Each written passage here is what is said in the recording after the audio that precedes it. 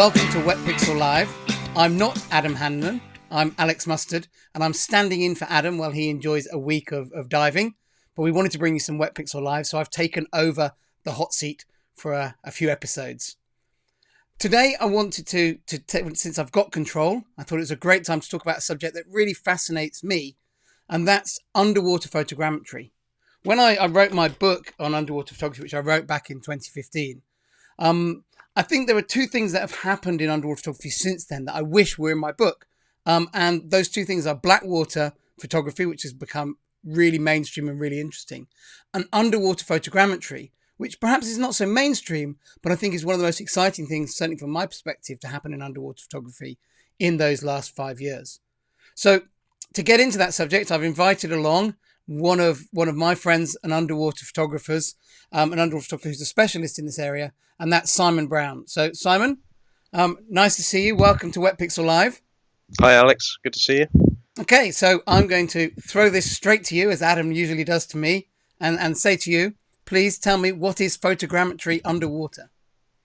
Well, photogrammetry as a science is quite old. It dates back to the middle of the last century, but it's only been in the last few years, really, when there's been a merging of high-resolution digital cameras and basically desktop processing that can handle the massive amounts of information we're processing.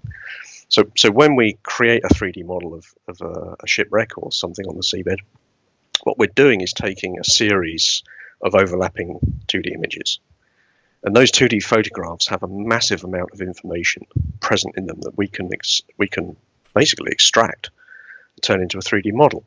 As long as we've got overlap, we can take two images and, using triangulation and the physics of the lens, understand where the subject or the points in the subject were when you press the shutter. And from that, with hundreds or even thousands of images, you can create a 3D model. So you're basically going up to a feature in the underwater world, taking hundreds and hundreds of pictures of it, and then throwing those at a clever piece of computer software, putting a little bit of expertise in yourself, and building a three-dimensional image of that. This is incredible that you can do that with, basically a normal underwater camera and a computer.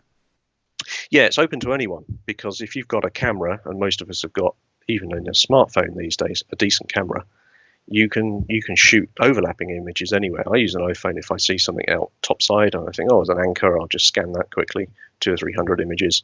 I can come back and process them. So with underwater photogrammetry, there are certain bits of kit that are better than others, but basically I've had people turn up on my training courses with GoPros, power lenses, right up to DSLR, and it works. And I guess it's got a huge number of applications for people, because particularly underwater, we can't necessarily always sit there and study an object for hours and hours. And, a lot of people in the world are unable to go underwater to see those things. As a research tool, it's fantastic.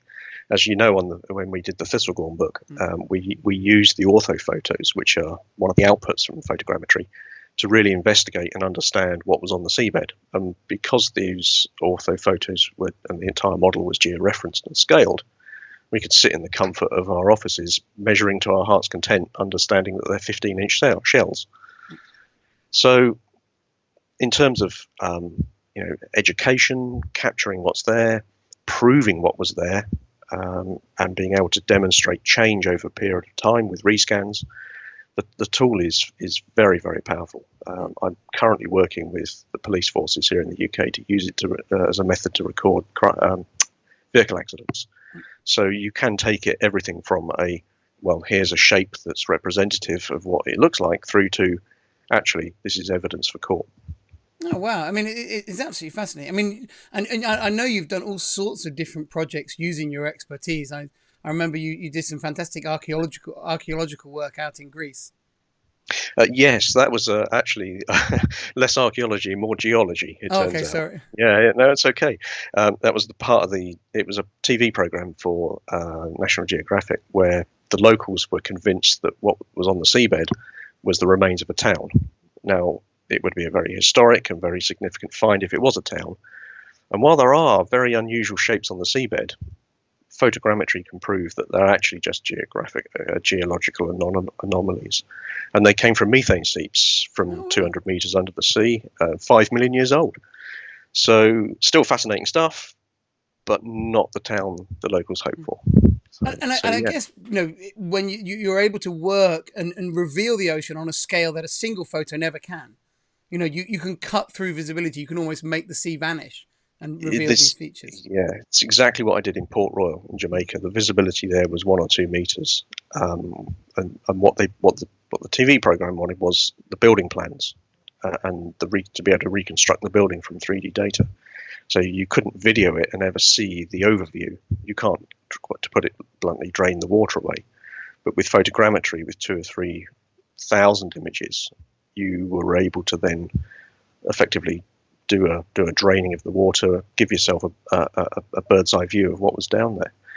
I kind of joke, it's kind of like a joke in my head where I used to shoot editorial photography and I would dictate the view that people would get of the story. I would choose the viewpoint when I'm down there. I'd then subsequently choose the edit.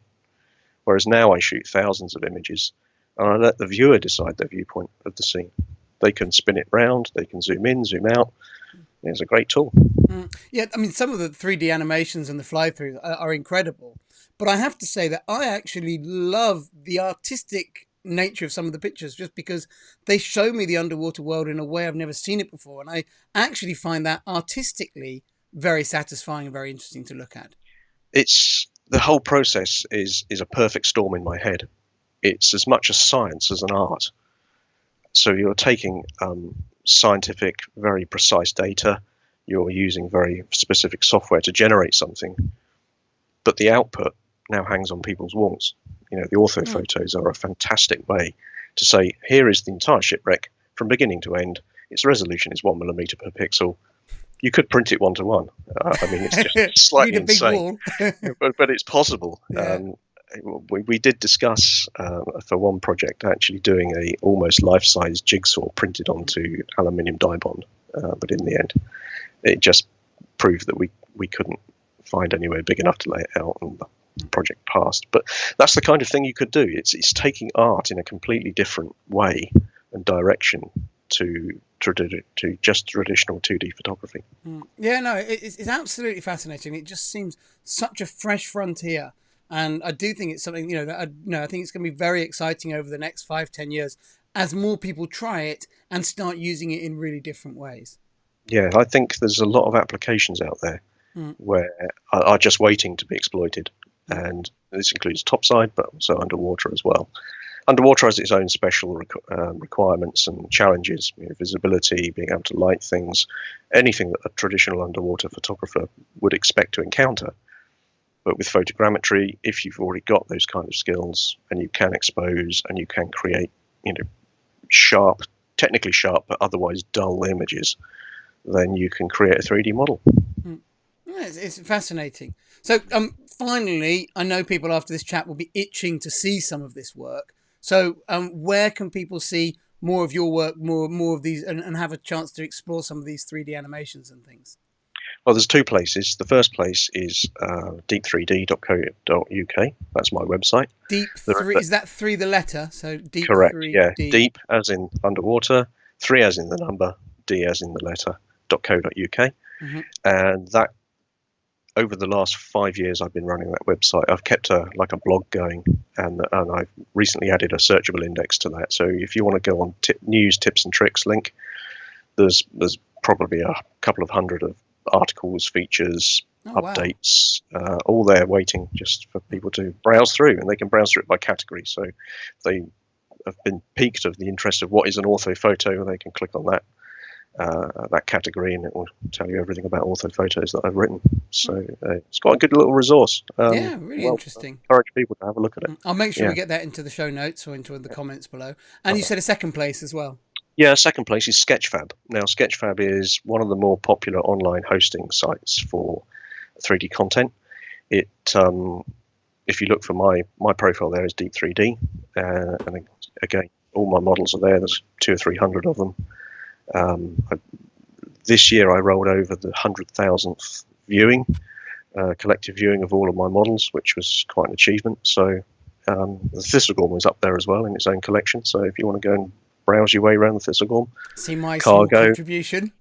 yes, including your contribution of the captain's room, Yeah, which was well, the the one room best, I save for missed. the Yeah, best. Yeah, the most. yeah. Well, All we I got the bath, remember was that it didn't was we? full of damselfish spawning, and every time I had to swim through all their territories to Ah, get to cover it all, and I was being yeah, attacked all the time. It's not a problem you normally get as a not a artistic problem. photographer, No. where you can just say, "Oh, that's not the right angle." I had to go there, so Yeah, you do have to be slightly precise, but as a result, we got the captain's bath, yeah. and we found the remains of the radio, didn't we, in the Yeah, Marconi no, room? yeah. I mean, yeah, Yeah. and it's amazing. And I've swum in those rooms a million times and hadn't seen those details. It is, despite the fact that you can go there yourself, you do see more from the results. It really is incredible stuff. You Okay, do. thank you very much, Simon. We'll leave No that one problem. for there.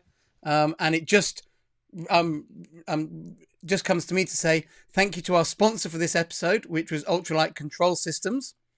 And it remains for me to say, if you enjoyed this video, please give us a like. And if you're new to the channel, consider subscribing to Wet Pixel Live. It's a great way to see our latest content. Other than that, thanks for watching. See you next time.